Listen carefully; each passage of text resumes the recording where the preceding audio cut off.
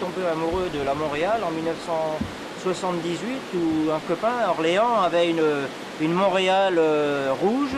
Et à cette époque-là, je n'avais pas les moyens d'en acheter une et il me disait mais dépêche-toi d'en acheter parce que c'est un véhicule rare.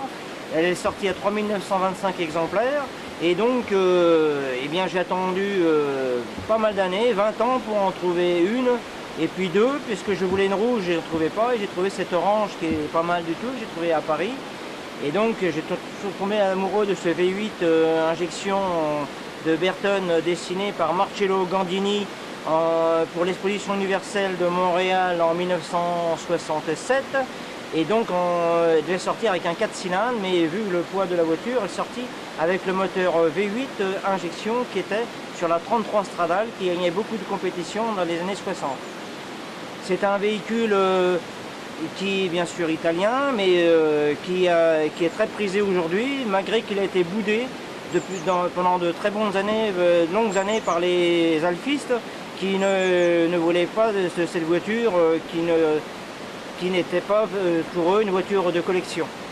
C'est un véhicule assez fragile, il y a 11 litres d'huile dans le moteur, c'est un carter sec, donc il faut être précautionneux au démarrage, il faut laisser chauffer bien 15 minutes avant de pouvoir monter dans les tours. C'est un véhicule qui est donné pour 200 chevaux d'IN et qui va jusqu'à 220 km/h sur route. Et maintenant, il y a des clubs d'Alpha Montréal. Il y en a un en France, à Paris. Vous pouvez aller sur le forum Alpha Montréal. Et ils sont très dynamiques. Ils organisent des concentrations. Ils ont fait la mondiale en 2014 à Beaune. Il y avait près de 100 de Montréal qui tournaient pendant tout le week-end. Alors donc cette année, le club Alpha Montréal organise à Bordeaux un meeting d'Alpha Montréal. Il y a déjà plus de 22 véhicules inscrits. Et ça sera très dynamique sur 3 jours et il y a des Montréal de toutes les couleurs qui vont venir et de toute l'Europe. Alors la conduite de la Montréal, c'est une conduite assez compliquée puisque donc rien n'a été changé depuis le coupé Burton qui est avec un 4 cylindres et donc c'est un V8 donc il est beaucoup plus lourd, donc souffre la direction et puis aussi la suspension. Les rotules sont très fortement sollicités. C'est un point très délicat de la voiture et d'ailleurs il ne faut surtout pas braquer à l'arrêt les roues parce que le volant est très dur et vous risquez de casser le boîtier de direction. L'assise est très bonne, on est assez confortablement assis, les jambes sont un peu relevées à l'avant comme une voiture de sport et par contre vu que le pont rigide à l'arrière secoue un petit peu, les roues sont très hautes, hein, c'est du 185, 70, 14, on a tendance à danser un peu, il faut toujours faire très attention à la direction qui a tendance à flotter. Les glaces électriques, c'est une option sur cette Montréal qui était prévue au départ avec des glaces à manette manuelle et comme en option il y avait aussi la climatisation, il y a eu les intérieurs cuir, moi les miens sont en tissu.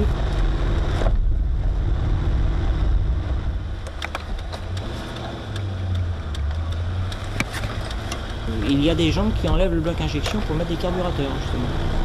Hein, vous allez sur des forums Montréal et vous verrez que il y a des réparations, il y a des gens qui vont dans les ateliers et qui modifient la mécanique. Il n'y a pas de sensation de puissance et de coup d'accélérateur fort, c'est une accélération progressive et le contour donc suit et il n'y a pas d'à-coup, il n'y a pas de bruit beaucoup plus important, très linéaire. C'est une voiture très agréable à conduire. Nous avons donc dessus une boîte ZF, une boîte inversée à 5 rapports. La première est à la place de la seconde, hein. Donc faire attention au départ puisque c'est pas comme une voiture moderne et c'est agréable à conduire et en cinquième à 5000 tours je peux vous dire qu'on a des sensations. C'est tellement agréable d'écouter le V8 ronronner. Ça vibre un peu, il y a un son fabuleux. D'ailleurs, Alfa Romeo est la seule marque au monde à avoir déposé un brevet sur le bruit du moteur. Et donc, justement, le bruit de la Montréal est assez caractéristique. c'est un bruit feutré. Donc sur le mât orange, là, donc j'ai les pots d'origine, mais sur l'autre voiture que j'ai, c'est les Hansa. Il manque les silencieux à l'arrière, et là je peux vous dire, nous n'avons pas besoin d'autoradio, ça chante très fort. Alors là, quand le véhicule est bien réglé, il fait 13 litres au 100, jusqu'à 16 litres avec des vitesses un peu élevées, quoi. Mais si justement le bloc injection qui est tout le temps déréglé, on peut monter jusqu'à 25 litres au 100. Et ça, c'est un point faible de la voiture, mais dans les années 70, on s'en foutait. Nous avons 4 freins à disque sur cette voiture, mais elle ne freine pas du tout. Elle fait 1 tonne 2, mais elle ne freine pas du tout, et donc moi sur ma Orange, l'ancien propriétaire a monté à l'avant des freins avec double piston à l'avant d'une BMW série 7, mais elle ne freine pas non plus. C'est l'assistance.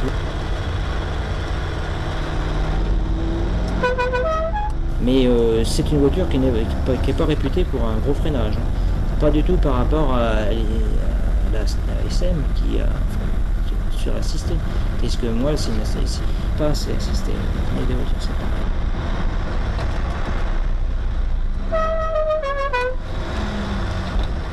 La carrosserie, c'est un véhicule des années 70, donc est sujet à la corrosion, hein, bien sûr.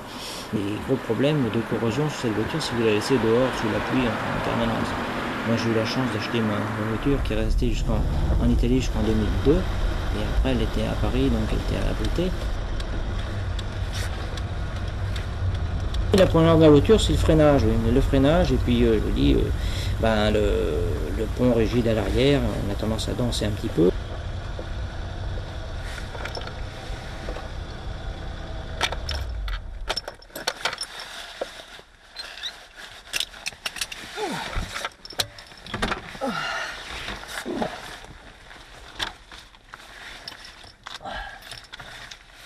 Bonjour.